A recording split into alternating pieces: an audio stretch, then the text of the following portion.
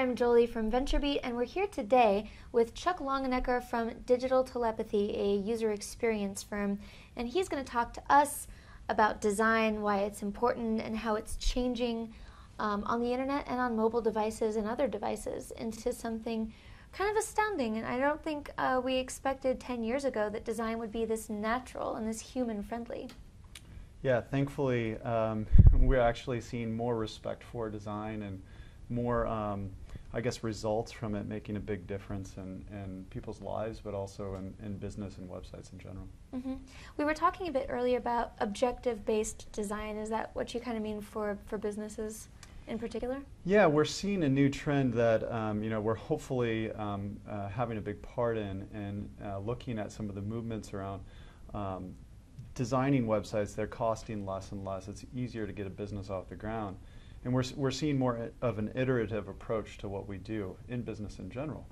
Being able to put something out there very quickly, test it, it kind of puts design on its head. It used to be that, okay, we need this many pages designed, we need to build this, and then you can go away. And now what it's turning into is that we want to accomplish this, and we want your help to do so, and we find ways to design that human experience to help accomplish it, or possibly invalidate the idea itself. Give me an example of something that Digital Telepathy has done lately where that was part of the process. We work with Eric Rees in the Lean Startup. And so we were determined to create an MVP, a minimal viable product, for the leanstartup.com. We were determined to kind of understand how can we create a design that relates to the movement, that relates to the people, and then iterate it over time. And then we were able to set the objective of getting people either engaged in the movement or engaged in the book itself. And so those were objectives. Our design was a first guess, and then we were able to watch that over time through statistics and qualitative analysis, and just straight feedback over social media of what people think about the site, how they're reacting to it, and then iterate over time. And that's something you really can't do with like hotel design. You can't say, okay, the lobby looks great, but the people don't like the cushions, we're ripping them out. You know, it's much more accessible and affordable. Yeah, it's almost like encouraged schizophrenia, right? So I look at it as that, we never are going to know exactly where to start unless we're artists, because that's just the way it is, right? And it's different in business. That doesn't help us so much in business and taking that route.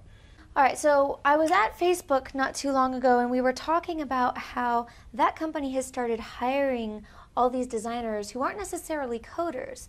And my thought is, they're getting ready to release some tablet applications, and they are getting ready to really rethink drastically how profiles work. So let's talk for a minute about how when you get a bunch of web developers making social media profiles, how the design of that is just a little bit broken. Yeah, as we were talking about, it's somewhat institutional. As you go to a Facebook profile, there's not a lot to learn there. There is information. It's listed very organized way with text. You can get access and navigate around to their pictures. You can't really get to know that person. There's really no tone or experience set there.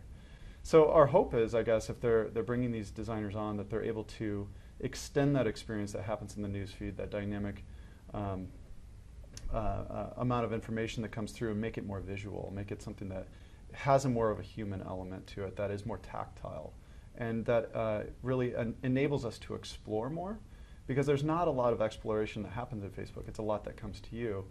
And as they put it to me, they want to make it something where you can go to someone's profile and at a glance know them. You brought up About.me as a great example of how that works, really. Yeah, it's so simple. It's a high-res picture, if possible, that really states who you are. It limits it to one thing that you can put up there in a small bit of text. So I think it's maybe a good positive influence Twitter has had on us to be succinct, and also the fact that our attention span seems to shrink on a daily basis. So I think when you're constrained with design, it forces you to do either what's most authentic or what is most succinct in who you are. Well, that's all the time we have for right now. Thank you, Chuck, so much for joining us, and thank you guys for watching. We'll talk to you again soon.